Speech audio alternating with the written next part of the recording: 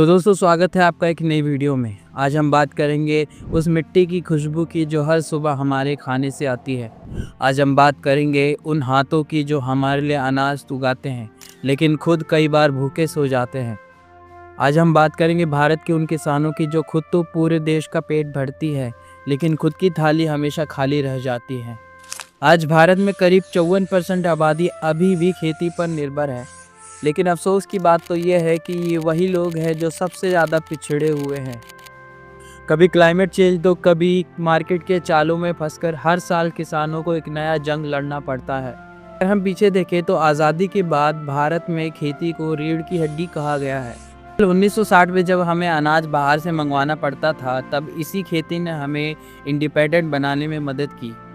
लेकिन वक्त बदला, आबादी बढ़ी और ज़मीनें छोटी होती चली गई। आज औसतन एक किसान के पास 1.08 हेक्टेयर ज़मीन है, यानी मुश्किल से 2 से 3 एकड़।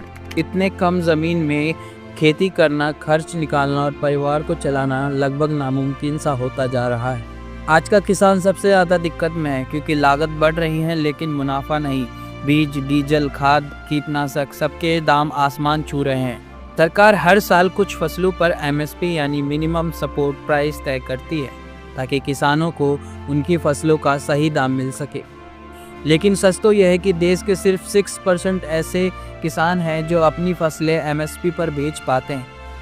बाकी 94% किसान ऐसे हैं जो मंडियों या फिर ब्रोकर्स के हाथों अपनी फसलों को औने पौने दाम में बेच देते हैं। सरकार ने किसानों के लिए PM किसान योजना शुरू की, जिसमें हर साल किसानों को 6,000 रुपये दिए जाते हैं। लेकिन एक बीज की बोरी की कीमत 2,000 रुपये है और एक डीजल की कीमत 100 रुपये प्रति लीटर और एक ट्रैक्टर की EMI ही 10,000 से ऊपर है, तो क्या ये 6,000 रुपये काफ़ी हैं? और सबसे हैरान कर देने वाली बात तो ये है कि ये योजना कई किसानों तक तो पहुंची ही नहीं है। हमारे भारत सरकार की इतनी मेहरबानी के बावजूद भी किसान कर्ज लेता है और उसके ब्याज के नीचे दबता चला जाता है। आखिर में उसे आत्महत्या का ही सहारा लेना पड़ता है। भारत में किसान आत्महत्या कोई नई बात नहीं है। NCRB के अनुसार 2023 में 10,786 किसानों ने आत्महत्या की थी क्योंकि वो सही वक्त पर अपना कर्ज नहीं चुका पाए थे। महाराष्ट्र, कर्नाटक और मध्य प्रदेश, ये सभी राज्य किसान आत्महत्या में सबसे आगे हैं। वजह सिर्फ एक ही है, फसल के खराब हो जाने की वजह से कर्ज ना चुका पाना और उसके ब्याज के तले दबते चले जाने की वजह से किसान को आखिर में आत्महत्या करनी पड़ती है। सोच के देखिए, एक किसान जो साल भर खेत में मेहनत करता है, बारिश धूप सब झेलता है, लेकिन जब उसकी फसल कटकर मार्केट में जाती है तो उसको इतना कम दाम मिलता है कि उससे वो अपना कर्ज भी नहीं चुका पाता और आखिर में उसे वो कदम उठाना पड़ता है जो शायद किसी को नहीं उठाना चाहिए। पिछले कुछ सालों में किसान कई बार सड़कों पर उतरे हैं। MSP की कानूनी गारंटी, कर्ज की माफ़ी और मंडी में सुधार के जैसे मांगों के साथ 2024-25 में किसानों के द्वारा पंजाब, हरियाणा, UP में बड़े पैमाने पर प्रदर्शन किया गया। सरकार का कहना है कि MSP जारी रहेगा और किसानों के कई फसलों पर 50% से ज़्यादा प्रॉफिट मार्जिन दिया जाएगा। लेकिन किसानों का कहना है कि यही बात कानून बनना चाहिए ताकि किसी भी सरकार के आने पर उनकी सुरक्षा पर असर ना पड़े। इन सभी समस्याओं के साथ किसानों को एक नई समस्या का भी सामना करना पड़ रहा है, जलवायु परिवर्तन यानी क्लाइमेट चेंज।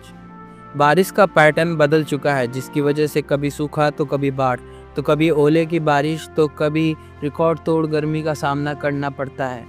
क्लाइमेट चेंज का असर सीधा फसलों पे पड़ता है, जिसकी वजह से मिट्टी की उपजाऊ क्षमता घट रही है, नदियों का पानी सूख रहा है और ज़मीन के नीचे का पानी का लेवल घटता जा रहा है।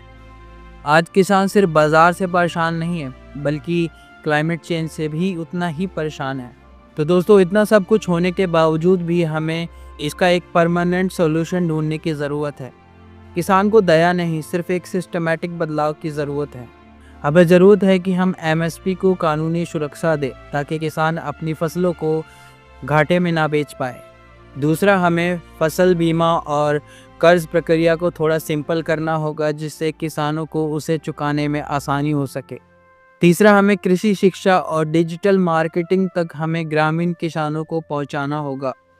किसान सिर्फ खेत में नहीं, इस देश की आत्मा में बसनी चाहिए।